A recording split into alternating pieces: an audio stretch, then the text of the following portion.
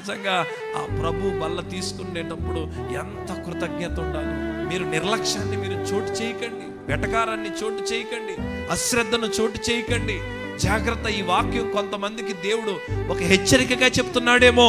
ఇదిగో నిశ్చయముగా నేను నీతో చెబుతున్నాను, ఇది తిన్నవాడు చనిపోడు. ఆమేన్ చెప్పండి ఒక్కసారి. ఒక మాటలో చెప్తాం, ఇశ్రాయేల్ తిన్న మన్నా పవరా అనుకుందాం కొంతసేపు. ఇప్పుడు మనం తినే ఇది పవరా? ఏది పవర్ చెప్పండి? వాళ్ళ తిన్న మన్నా తిని చనిపోయారు, కానీ ఇది తిన్న సంతోష్ రెడ్డి 60 సంవత్సరాల తర్వాత 70-80 సంవత్సరాల తర్వాత మట్టిలోకి వెళ్ళిపోయిన మట్టిలో నుండి సజీవంగా పైకి లెగుస్తాడు.